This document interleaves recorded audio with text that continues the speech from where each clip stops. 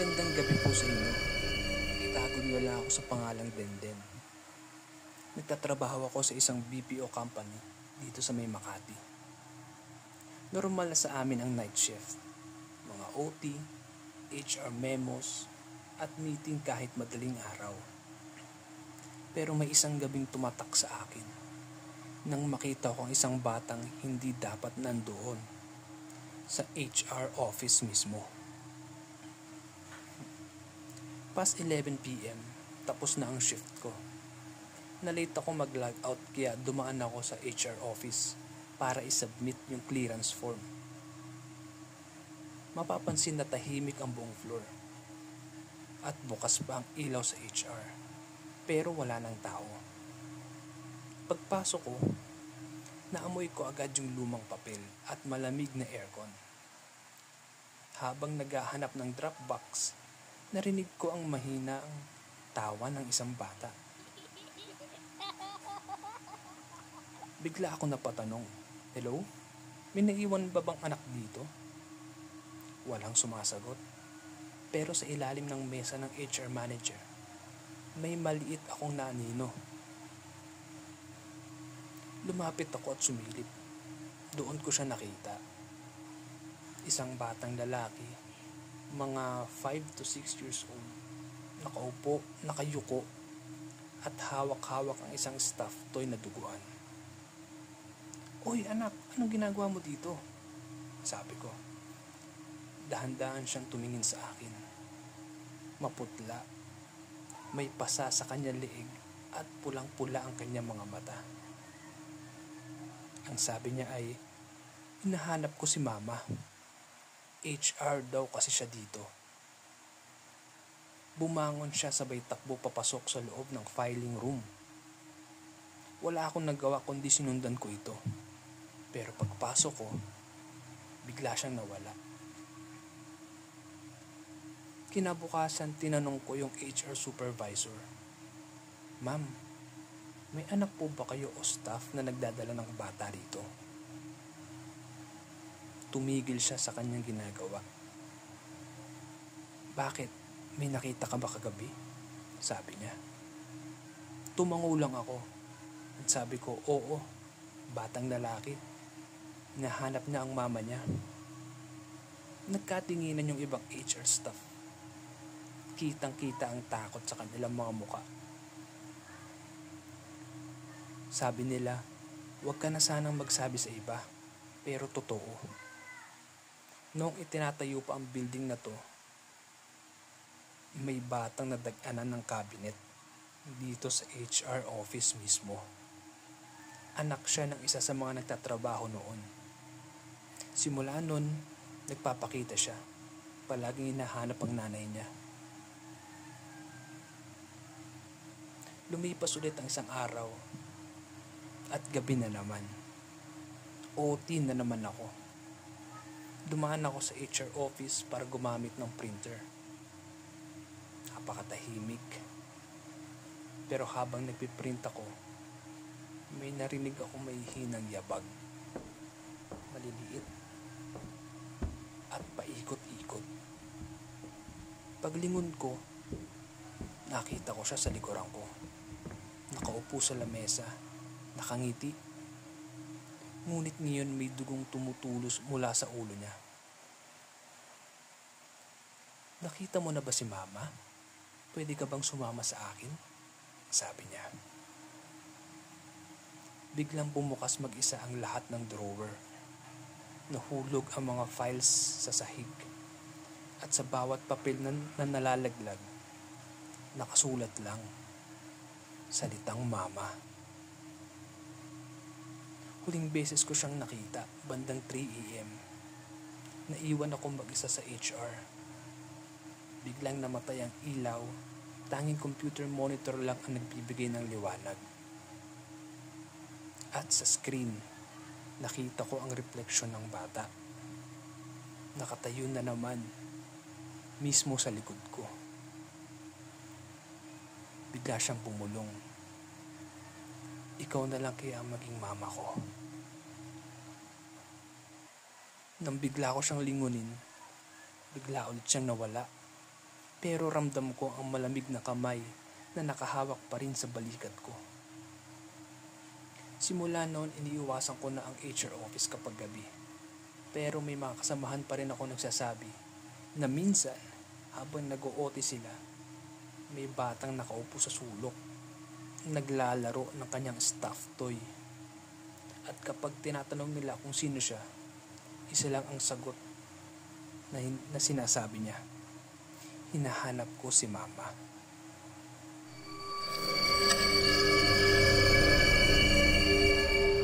Magandang gabi po. Ako ay isang guro ng high school. Hindi ko nababanggitin ang aking pangalan. Medyo matagal na ako nagtuturo, kaya sanay na ako sa late checking ng papers, lesson plan at ingay ng mga bata. Pero may isang karanasan ako na hanggang ngayon, hindi ko pa rin makalimutan. Dahil minsan, may estudyanteng dumating sa klase ko na wala naman sa listahan.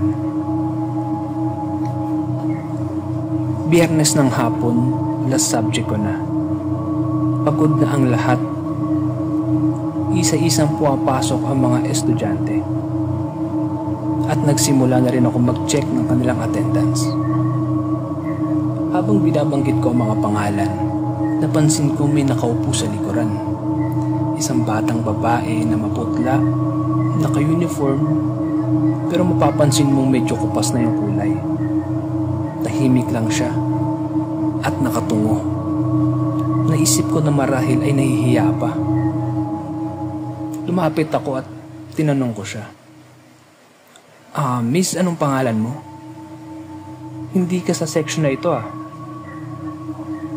Dahan-dahan siyang tumingin sa akin. Andito po ako, sir. Matagal na. Nabigla ako dahil wala siya sa class record ko.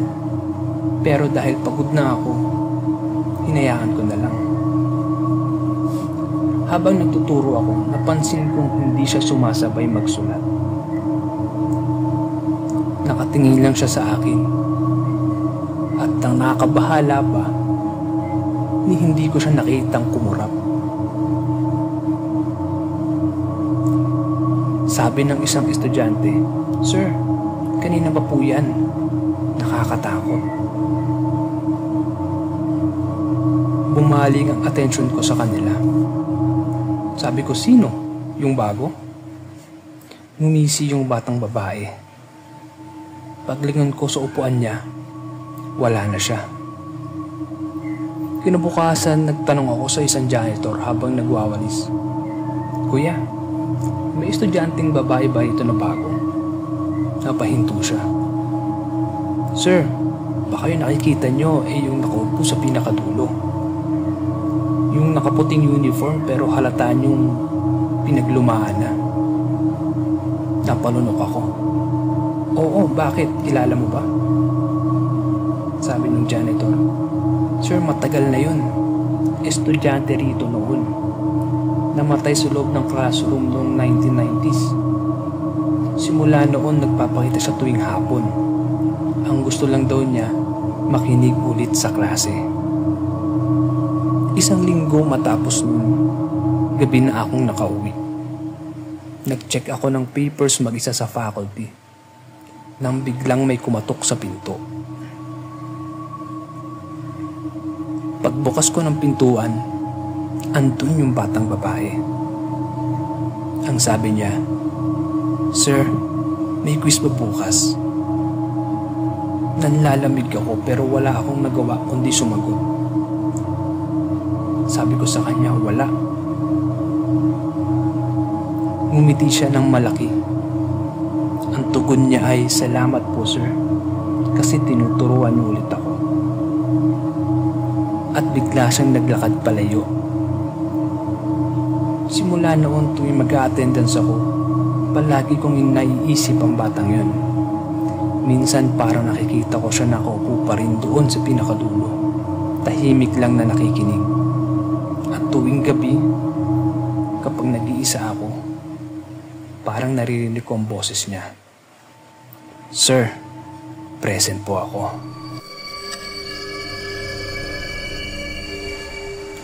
Magandang gabi po sa inyo. Ako si Mia, isang work from home agent as a VA. Simple lang naman ang buhay ko. Tulog sa umaga, trabaho sa gabi. In short, night shift ako. Pero mula nang lumipat ako sa boarding house na to, hindi na ako nagkakaroon ng normal na gabi. Dahil dito sa kwarto ko, may isang bata na laging gustong sumama sa akin. Unang linggo ko pa lang dito, tahimik at murang upa at malapit sa main office, kaya kapag kailangan kong pumasok, ay madali ako nakapupunta doon. Maliit lang ang kwarto. May kama, study table, at yung laptop ko. Walang kakaiba. Hanggang sa isang gabi, habang nagtatrabaho ako, bigla ako nakakarinig ng tunog ng mga laruan sa sahig. Parang may naglalaro ng kotse. Napatigil ako. Sabi ko, ha? Baka boardmate ko lang. Sabi ko sa isip ko. Pero naalala ko, mag-isa lang ako sa room. Paglingon ko, may nakita akong pulang laruan na kotse. Nandun sa gilid ng kama ko. Ang kinakatakot ko pa, wala naman akong laruan. At hindi ako mahilig sa laruang kotse dahil isa akong babae. Kinabukasan, hindi ko na masyadong inisip kung saan pa nanggaling yun. Pero nung susunod na shift ko, habang nagtatype ako, may naramdaman akong gumagalaw sa sahig. Pagtingin ko, may bata. Mga 7 years old siguro. Nakaputing sando, nakaluhod sa sahig habang naglalaro ng kanyang laruan. Pero walang paa. Bigla ako nanigas sa sobrang takot. Hindi ako makasigaw. Nakatingin lang ako sa kanya hanggang sa bigla siyang naglaho. Doon ako natutong magdasal habang nasa shift. Akala ko hallucination ko lang dahil sa sunod-sunod na puyat at pagod sa trabaho. Pero isang gabi, habang naka-Zoom meeting kami, biglang sinabi ng TL ko, Mia, may bata ba dyan sa likod mo? Bakit ang ingay? Nanlumo ako. Hindi lang pala ako nakakita. Naririnig din ng iba. At sa gilid ng camera frame, may nakita akong ulo ng isang bata. Nakasilip, kaya agad kong pinatay yung camera. Pagkatapos ng shift ko, nakahiga ako dahil sa sobrang antok, pero hindi ako makatulog. Naririnig ko pa rin yung mga maliliit na yabag. Marahil dahil gumagapang. Paikot-ikot sa kama ko. At maya-maya pa, may bigat na tumagan sa dulo ng kama. Parang may nakaupo. Hindi ko na namalayan, nakatulog na lang ako sa sobrang takot. Madaling araw na noon, nagising ako sa iyak ng bata. Mahina lang, pero palapit ng palapit at palakas ng palakas. Sumisigaw siya ng mama, mama, mama. Napadilat ako at nakita ko siya nakahiga na sa tabi ko. Maputla ang muka, nakadilat, may dugo sa kanyang mga leeg at nakatitig lang siya sa akin. Hindi na ako makagalaw hanggang sa dahan-dahan siyang ngumiti. Ngumiti siya na dilat pa rin ang kanyang mga mata. Sobrang lamig ng paligid. Akala ko noon ay katapusan ko na. Kinabukasan, lumapit ako sa landlady ko. Ate, may bata ba dati dito? Or may border ka na may anak? Napatingin siya sa akin. Bigla siyang tumahimik. Sabi niya, Iha, huwag mo na lang sanang pansinin. Pero oo, may batang nalulod sa puso sa likod ng bahay. Anak siya ng dating border. At yung huling kwarto niyang tinulugan, yun ang kwarto na inuupahan mo ngayon. Doon ko naramdaman na hindi na ako ligtas sa inuupahan ko. Tuwing 3:00 ng madaling araw, may kumakatok na sa pintuan ko. Isang gabi, naisipan kong buksan. Pagbukas ko ng pinto, nandoon siya. Basang-basa. Madaming tubig ang tumutulo sa sahig. Hawak niya yung kanyang laruang kotse. Sabi niya, "Ate, pwede bang dito muna ako makitulog?" Bago pa ako makasagot, biglang namatay lahat ng ilaw. Nagsara bigla yung pintuan. At naramdaman ko na nasa likuran ko na agad siya. Bumulong siya bigla sa tenga ko. "Hindi mo na ako iiwan, Mama," pagkakasabi niya. Kinabukasan, nag-impake agad ako at umalis. Lumipat na ako ng boarding house. Pero hanggang ngayon, kahit saan ako lumipat, tuwing gabi, sa mismong shift ko, naririnig ko yung katok sa pintuan. At minsan, may batang boses na bubulong habang natutulog ako. "Mama, wag mo na akong iwan."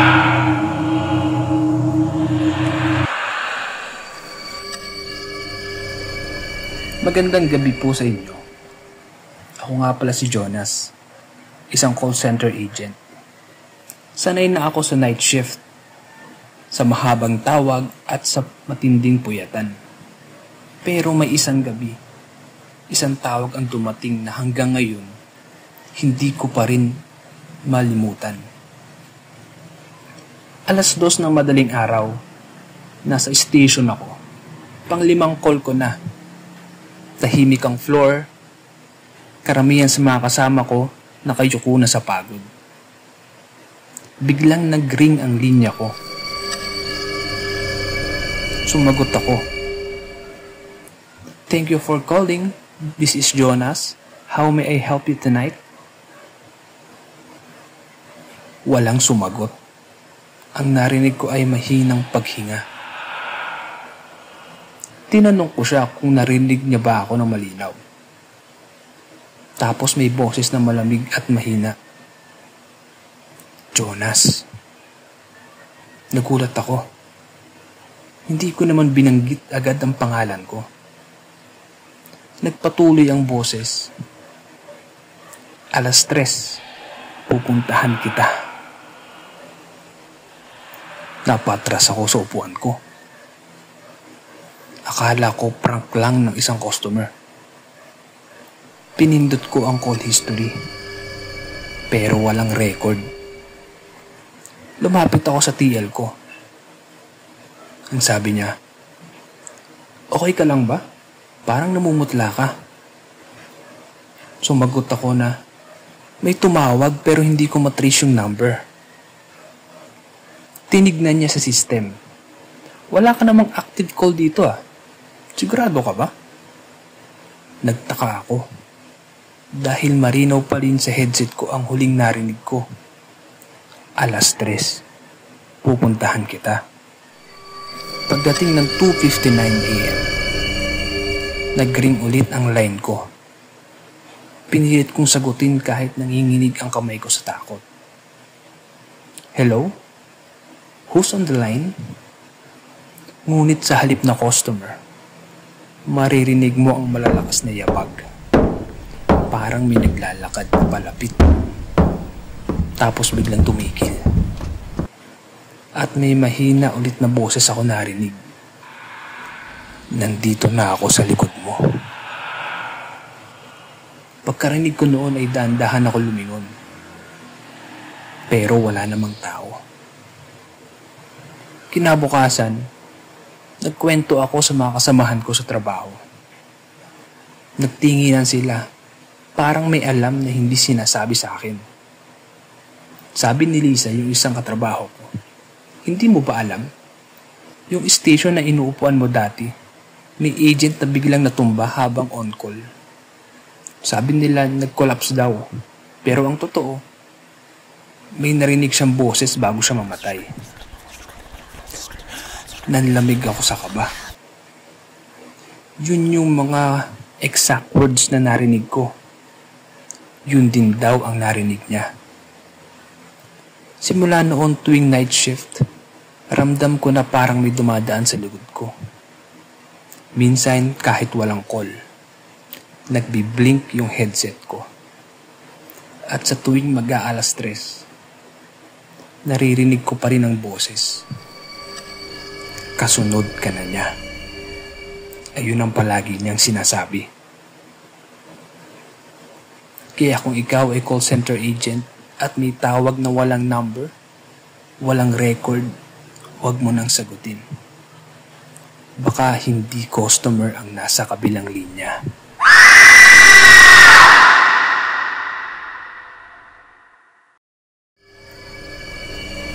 Magandang araw po sa inyo. Itago niyo lamang ako sa pangalang Jomar. At ang ibabahagi ko sa inyo ay isang karanasang hindi ko makakalimutan. Kung mahina ang loob mo, siguro magsama ka habang nakikinig nito. Mahilig akong mangolekta ng lumang gamit. Isang araw, napadaan ako sa isang ukay-ukay sa Maynila. May nakita akong lumang kamera. Mukhang matibay pa. Parang gawa noong dekada 80. Mura lang kaya binili ko agad. Pag-uwi ko ng bahay, napansin kong meron pang film sa loob nito. Kaya dinala ko agad sa Photoshop para maipa-develop. Nang bumalik ako para kunin, normal lang sa umpisa ang mga litrato, mga larawan ng isang pamilya. Pero sa pinakahuling litrato, doon na, ibang-iba. May larawan ng isang babae. Maputla, nakaputi, at para bang nakatingin siya diretso sa akin. Kinagabihan, inilapag ko ang mga litrato sa lamesa. Tulog na ako nang biglang akong magising bandang alas 3. Pakiramdam ko may nakatingin sa akin mula sa sulok ng aking kwarto. Pagbukas ko ng ilaw, wala naman ako nakita. Pero pagtingin ko sa dingding, may nakadikit na larawan. Yung babaeng nasa kamera. Hindi ko alam kung paano ito napunta ron. Kinabukasan, naguhugas ako ng pinggan. Napatingin ako sa salamin sa harap ko. At doon, nakita ko siya. Yung babaeng nasa kamera, nakatayo mismo sa likod ko. Sa gulat ko ay mabilis akong lingon. Pero wala naman. Parang bulang naglaho. Pagdating ng gabi, narinig ko ang malalakas na yabag mula sa sala. Nang lumabas ako, nagulat ako. Nakakalat lahat ng litrato sa sahig. At sa gitna, may litrato ulit ng babaeng nakaputi. Hindi ko na kinaya. Bumalik ako sa ukay-ukay at hinanap ang tindero. Pagbanggit ko ng kamera sa kanya, bigla siyang natahimik. Ang sabi niya, ang kamera raw ay pag-aari ng isang litarista noong panoong dekada 80. Ito raw ay pinatay sa mismong bahay niya. At isang babae ang nagbugti matapos makita ang krimen. Simula noon lumabas daw ang babae sa bawat film na naiiwan sa kamera. Dumating ang bagong taon. Habang tulog ang lahat, kinuha ko ang litrato. Nagdesisyon na akong sunugin ito. Pero bago pa man sumiklab ang apoy, may narinig akong malakas na tawa mula sa likod ko. Paglingon ko, naandoon siya. Yung babaeng nasa litrato. Nakaputi at nakalugay ang buhok. Dahan-dahan siyang lumalapit sa akin.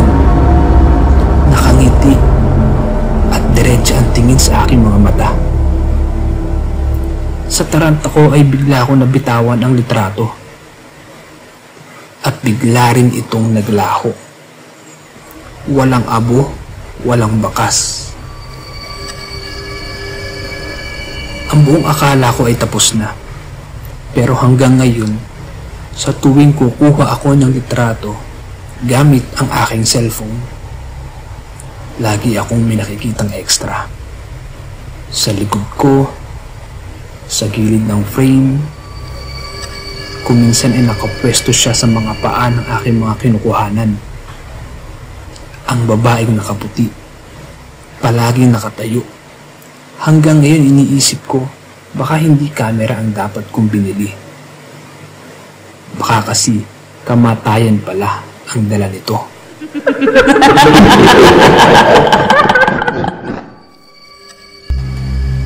Magandang gabi po sa inyo. Ako nga pala si Ramon. Isa akong security guard. At ang ibabahagi ko sa inyo ay isang karanasan ko noong ako'y minsan na na-assign sa isang sementeryo.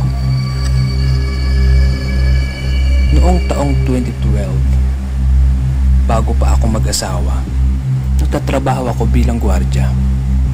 Marami na akong na-assign: construction site, warehouse, opisina. Ngunit ang pinakaayaw ko na sa karamihan ay ang pagkaka-assign sa akin sa isang sementeryo. Wala namang kakaiba sa araw. Tahimik lang. Paminsan-minsan may dumadalaw. Pero kapag sumapit na ang 2:00 ng madaling araw, doon na nag-iibang kwento. Bago pumasok sa duty, pinayuhan ako ng isang senior guard ko. Sabi niya, wag daw akong lalapit doon sa bandang dulo. Kung makarinig daw ako ng dasal o iyak, wag daw akong sasagot. Ang buong akala ko, biro lang, kasi bago ako na-assign dito sa sementeryo. O pampalakas lang ba ng loob? Pero nang mag-ikot ako, totoo nga. Nakaramdam ako ng malamig na simoy ng hangin sa parteng iyon ng sementeryo. Para bang may nagbabantay o nakatingin sa akin. Bandang 12:00, habang nakupo ako sa isang guardhouse, narinig ko ang yabag. Medyo mabigat. Parang sunod-sunod na naglalakad papunta sa akin. Paglabas ko, wala naman ako nakita. Tumingin ako sa mga lapida na malapit. May mga bulaklak na sariwa. Pero ang alam ko, wala namang dumalaw nung araw na yun. Kinabukasan, nag-ikot ako ulit. Sa dulo, may isang musileo na laging madilim. Doon ko siya nakita. Isang babaeng nakaputi. Nakalugay ang kanyang mga buhok at nakatalikod lamang. Ang sabi ko sa kanya ay, "Mrs., bawal po dito ng 10 oras ng gabi." Dahan-dahan lang siyang humarap. Maputla ang kanyang mga muka at nakangiti.